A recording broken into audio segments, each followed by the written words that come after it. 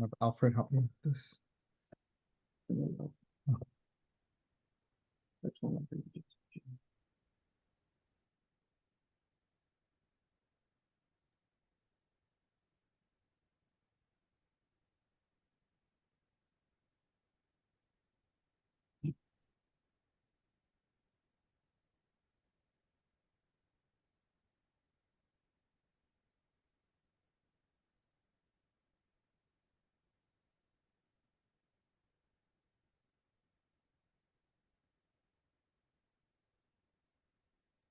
All right, we're gonna get going, guys.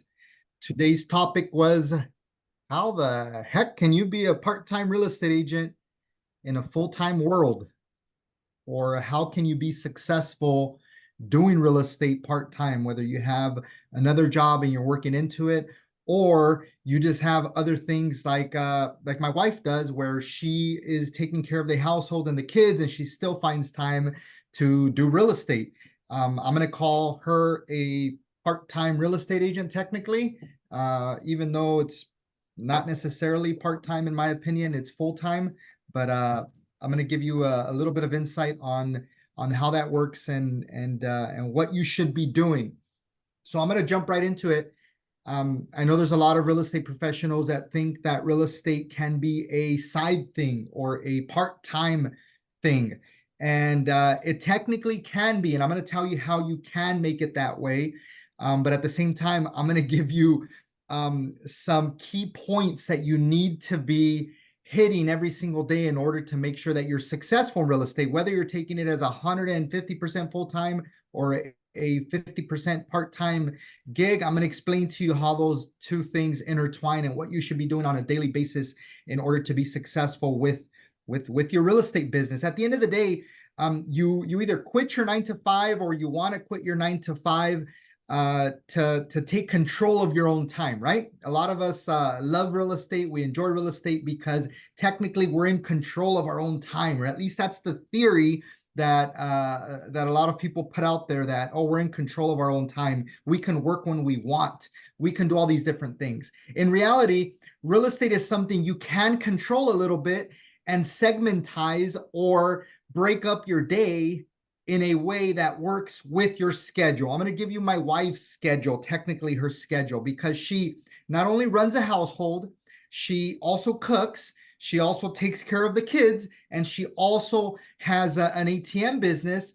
And number 5, she also has a real estate business that she works on every single day. But I'm going to give you a little bit of a breakdown of her day so that you can see possibly how that can help you break up your day. So her morning usually starts at about 6 in the morning. 6 in the morning means she is getting up, she is getting things ready. The good thing is my 2 older kids, they already get themselves up, they already brush their own teeth, they already do their own hair, they already get dressed in the morning. My youngest daughter, she needs a little more help, a little more push and all that good stuff.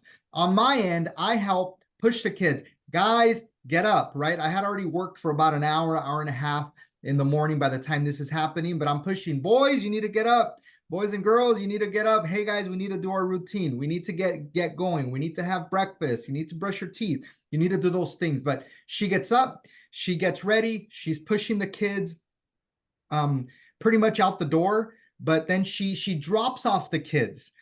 She drops them off at school. She first takes one group that goes to the same school, and then she takes my daughter that goes to a different school.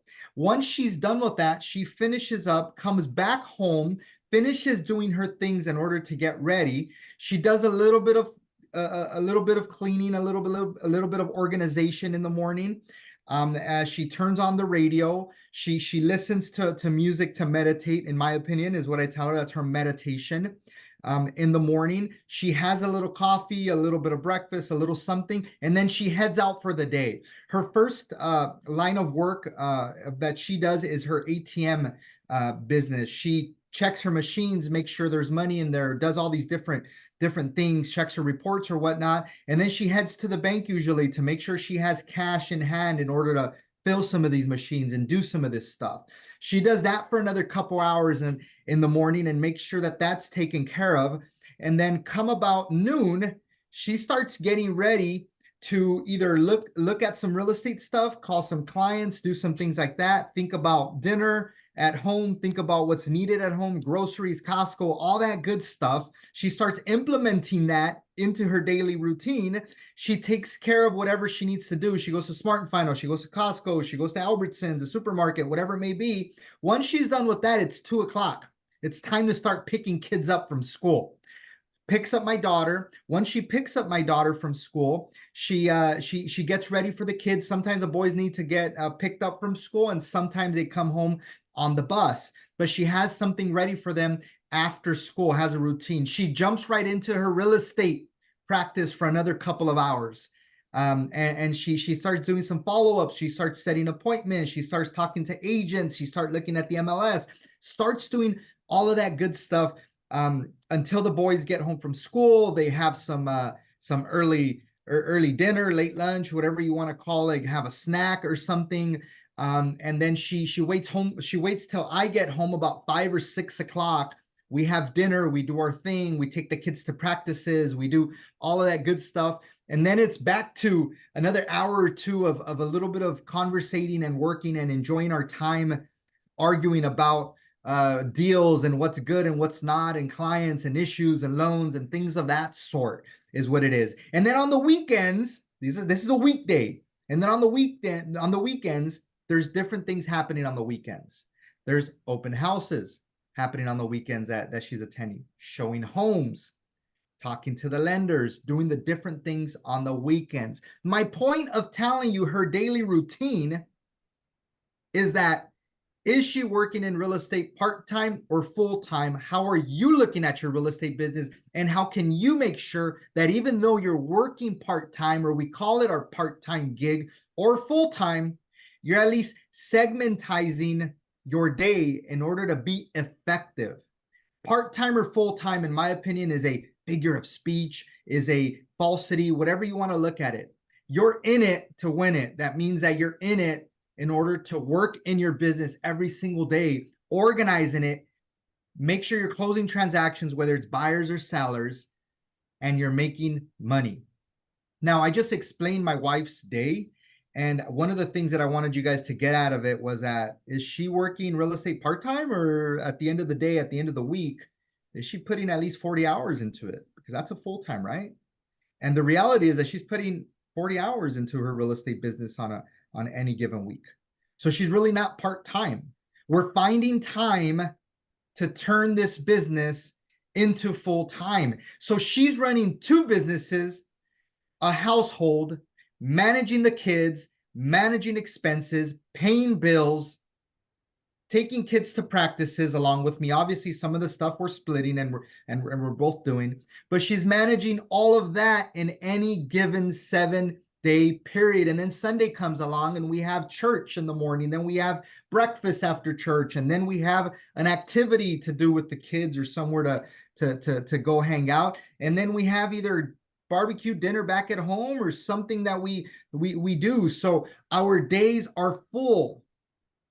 But if you find the time to put this business into your busy schedule, it will turn into from mentally a part-time into a full-time, and you will be able to organize your time and your day in order to be successful in your business. Because I'm here to tell you that even though today's topic was, how do you run a part-time business in real estate, or how do you manage to be a part-time business in real estate? There is no such thing as doing real estate part-time.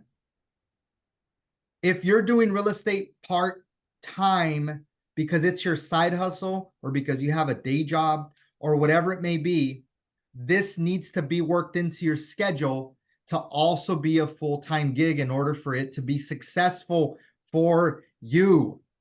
You have the weekends, guys. If you really want to be successful, if you really want to turn your business around, if you really want to close more business in 2024, you need to put in the work.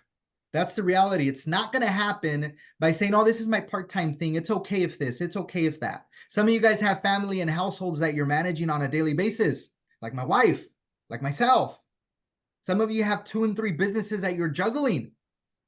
Like some of you guys on here that run tax businesses, that do insurance, whatever it may be. Real estate should be always full-time on your schedule. And if you cannot do it, you cannot seem to fit it in, then become a referral agent. Refer it to a good real estate professional, close a deal, make a commission that way. Real estate is a full-time gig, whether you are looking at it as your part-time, your side hustle, or whatever it may be. There is no such thing in real estate. I need you guys to really work on making sure that you're organizing your day. And I want you to have a call with me. I'm going to have Roberto send out a link so we can structure your day. We're going to go through your day. Okay, what do you do? What time do you get up? How long does it take you to do this? How long does it take you to do that? We're going to break down your day and we're going to organize it so that real estate fits in 100% full-time, whether you have another full-time gig, you have a household you're running and kids and practices and all that good stuff. We're going to find a way to fit it in there and to make it the most efficient time that you're spending in order to make money in your business. Real estate is not that difficult, guys. Homes sell themselves, whether you're a listing agent or a buyer's agent. You can't convince somebody to buy a home technically. They sell themselves. It's the need of owning a home and the necessity of having a home, or number three, the investment of owning real estate. Those are all necessities. Those are all things that we need on a daily basis. So I'm here to tell you that I need you to help me help you book a call so that we can structure your day in a way that's gonna work, and I can give you some really efficient tasks based on your day that you can be doing while you're doing your other things in order to make sure that you're doing what? Number one, always be closing. What does that mean? Always be marketing. Closing, marketing, putting yourself out there, letting people know what you do.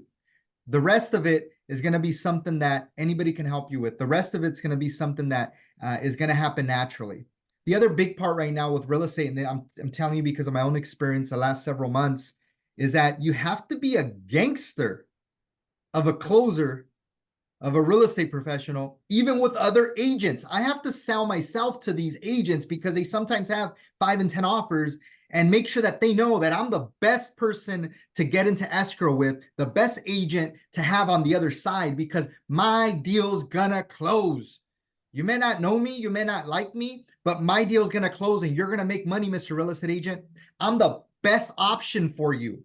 Joe Schmo real estate agent down the street is not the best option because one, he doesn't have control over his client. Two, he can't seem to keep his client in line. Number three, his clients are going to get crazy and want all these different things throughout the process. And number four, any little hiccup and this deal is going to fall out of escrow because the agent has no control of the deal as a whole. So you have to be a gangster.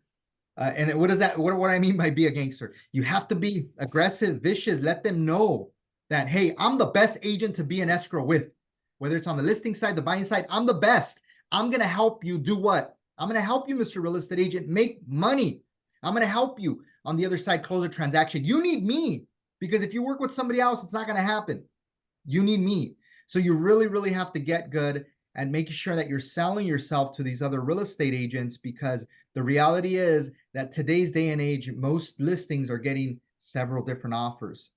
And some could be better, worse, whatever it may be. But if you align and you get somewhere really, really close on terms with your client and they're qualified well with a good lender, then the only other thing that's going to tip it and get your offer accepted versus the other agent is you as a real estate professional and how good you are at selling yourself to the other agent. So that's going to be on another class that we're going to do, another webinar. We're going to go over how to be the best agent in town, not to your clients, but to other agents. How can you sell yourself to other agents so that your offer is accepted many more times than other agents in your area? How do you sell yourself as an agent to other agents? If there's any comments or questions or any issues you've been having, these Tuesdays are usually 10, 15, 20 minutes.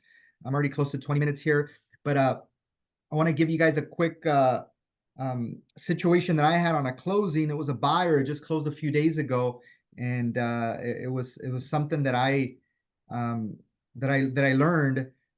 So this real estate professional ended up telling his clients to turn off all of the utilities, which is fine if the buyer's agent would have known that the utilities were off. so that I can have them turn them on. But the buyers didn't want to turn on the utilities until it closed. And the sellers wanted to turn it off because they were moving. So it just became a mess. Nobody got on the same page, including myself. I blame myself, but one of the big things is my client was calling and calling and calling the utility companies, trying to get the utilities turned on or whatever it may be, because we try not to deal with that too much in real estate. But it didn't happen. It didn't happen right away. It took a little longer than expected. So I jumped on the phone as a real estate professional, and yes, I told a few little white lies to the utility company. Yes, I forced the issue of getting utilities turned on because my clients needed their utilities. So as a real estate professional, you can call and you can go online with SoCal Edison, with the gas company, with whoever your utility provider is in your area. You can file a complaint. You can do a few different things to push these issues. I didn't really know you can do a complaint. You can do an emergency utilities turn on. Honestly, I didn't know that, but as a real estate professional, you can also do that. And you can even have a secondary person as a real estate, because you're not the actual client, file it online and make sure that you're pushing to get your client's utilities on. It's something that I learned. I don't know everything, that it's something that I was able to help my clients handle. It was misfortunate. It was my fault. That's super important, guys. When you're closing a deal, whether you're on the listing side or the buyer side, to get utilities turned off and get utilities turned on, right? That transition is sometimes a little shaky. So make sure you organize that for your clients, because you don't want to be in a situation where your clients are expecting to have hot water and gas and electric because they got to move in or because they got things going on, and then they don't have it. So then you look like the bad guy at the end of the day, because you as a real estate professional didn't organize it properly for them, or you didn't inform them properly. At least that's how I felt. I felt like I did a disservice in this, and I cost them time, and time is money. So I felt like it was my fault. I took the blame. I try to take action. What it is, don't let that happen to you guys. It's not a good feeling. You always want to provide the best service and best everything for them. In my defense, I did take them a small generator to have a little power. I did do a few things to try to. I did go outside and turn the main water thing for the city. So nobody's seen me. Turned it on. So they had water, but those are all things that you need to think about as a buyer or a seller's agent. When it is, if there's any questions, type them here. I'll be here for another minute. Anybody got any wins for this week? I got another 2 deals in escrow. Buyers, I don't care if it's a buyer or seller. I got 2 more deals in escrow. I got one that canceled. Not a good feeling. I'm going to tell you guys what Mike Ferry. Do you guys know who Mike Ferry is? Put a 1 in the chat. Let me see. All right, your mouse doesn't work, bro. Oh, there it is. Okay, never mind. Put a 1 in the chat if you guys know who Mike Ferry is. Mike Ferry. He's a real estate coach, guys. He's Mike Ferry. Anyways, I'll tell you guys. Mike Ferry, what I learned from him, because I only like certain things from Mike Ferry, because he's super aggressive on the phones, and I'm not a real aggressive guy. Alfred knows. Okay, a few of you guys know who Mike Ferry is. What I do like about Mike Ferry, and I'm gonna, hey, Diane, Roberto, let's send everybody the link to Mike Ferry's website where he has all the scripts. I don't know if you guys ever been on his website, but there's a bunch of free scripts, and they're really good, in my opinion. They're really good scripts. Let's send them. Let's take some snippets, and we'll send them the link for Mike Ferry's scripts. Anyways, one of the things that I learned from Mike Ferry is Mike Ferry says, never get attached to the outcome. The hell does that mean? How did I take it? What did I learn? What did I understand from that? That means if a deal closes, cancels, or something happens where it doesn't go through, don't get attached to that outcome. What did I do? I kept hustling and working. 1 canceled, 2 opened. What if I would have been depressed because, oh man, on Monday this deal canceled, these buyers lost their job and their income is not there no more. It's not going to happen. Now I can't go to Vegas. Right? I would have been disappointed, depressed. I would have been all upset, and I wouldn't have been working hard with those other 2 buyers to put them into escrow and get the files moving. Because I lost a $600,000 buyer, and I put 2 deals into escrow, one $995 and one $875. I put almost $2 million into escrow. What if I wouldn't have been mentally there to put those deals into escrow? I would have been screwed. $50,000 in commissions down the drain because I was mentally disappointed with this transaction. I was mentally disappointed. So Mike Ferry says, never get attached to the outcome of anything. Never get attached. That's how I took it. I took it, if I get attached to the outcome of a deal that doesn't close and I dwell on it, then I'm doing myself a disservice, and I'm going to put myself behind the 8 ball, behind the ball, right? I'm not going to put the other deals into escrow. I'm not going to go after that listing appointment. All those different things. Super important for you guys to think about. All right, closers, if you guys have any concerns or issues of what's going on in your business today, Gabriel, how are you doing up there? How are those open houses? I know you were doing open houses. Let's get on the marketing. I'm calling out Gabriel because I see some of his social media stuff. I see him out there, and I want him to push harder. Let's keep you accountable, Gabriel. Everybody say, come on, Gabriel, kill it. Gabe. Let's get it done, Gabe. You have any wins for this week? I'm gonna put you on the spot. I'm gonna start putting you guys on the spot, guys. You have any little wins? Any new buyers or any possible listings? Anything you got from any of your open houses? Not this week, no. Okay, let's change that. I need you to book a call with me. I'm gonna put you on the spot a little bit because we need to get moving. Everybody here, if you guys feel like you need a little push, if you need some more support, if you need help organizing your day, like I said earlier, please, let's book a quick call.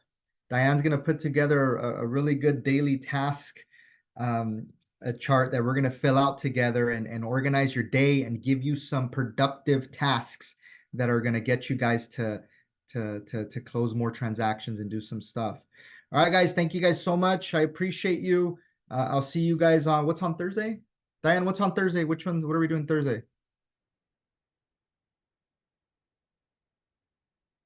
Can you hear me? Yeah. On Thursday, we're gonna do some great ideas for creating videos. Okay, so video marketing ideas on Thursday, guys. Make sure you're here on Thursday. Not only we're going to give you the ideas, we're going to give you a list of questions that you're going to read and regurgitate. So maybe one of the questions could be, what's the number one question I get from buyers? And you're gonna the way you're gonna say it, I'm just giving you guys a glimpse, and we're gonna give you guys a bunch of these, but we're gonna get you guys and we're gonna record them on a webinar together. You're gonna book an appointment, we're gonna record them together, these 10, and then you're gonna have 10 videos that we're gonna edit for you and put out there. All right, I want you guys to get this done. So one of the videos could be, what's the number one question you get as a buyer's agent? And the way I'm gonna answer when we're doing the video is like, the number one question I always get as a buyer's agent from new buyers that are looking to get into the market, or from somebody that's thinking about buying, is now the right time to buy, right? Everybody asks me that every single day, every other day, every week. It's the number one question that sometimes comes out of new buyers or even experienced buyers that they're trying to get back in the market or buy an investment property, or even just a new guy with the first property. And what I always answer them is real simple. Are you ready, willing, and able to? What does that mean? Do you need a home? Are you ready to make a home? Are you married? Are you making good income? Is Uncle Sam charging a lot in taxes? Are you willing? Do you want to? Is that something you're interested in? Do you have a family now? Do you want to get stable? Do you want to have things like that? And are you able to? Do you make enough income to qualify, number one, and number two, to make the mortgage payment and make all the other payments that you have going on in your life? And if the answer is yes to all of those, then yeah, right now is the right time to buy for you. Who cares about what the market's doing, where the interest rates are at? If you qualify, you make the income, you can make the payment, you need a home. So is it the right time or not? And that's the way you might answer one of these questions that we're going to put out there. You're going to record it. We're going to edit it for you. We're going to put subtitles. We're going to make it look super cool for you. And you're going to get them out there in your social media. And I'm going to show you a way to get free traffic to these videos that are going to get you more buyers and more listings. So we're going to come up with a list of questions that you're going to be able to just read, regurgitate back the answer that you already know. All of us have a little bit different script, right? If somebody asks you, when is the right time to buy? What's your response? And that's all we need from you. That's all we need you to do. I'm going to go ahead and have the team edit them. We're going to put cool subtitles, and we're going to get it out there in order to make sure that you're getting traction, you're getting eyeballs to it. All right, guys, there's no more questions. If you guys have any questions, either unmute yourself real quick before I go or put it in the chat box. Stick around here for a minute while I look and see if my mother called me. I was waiting for a call for her. Cool. All right, guys. Thank you guys so much. I'll see you guys on Thursday. Let's do it.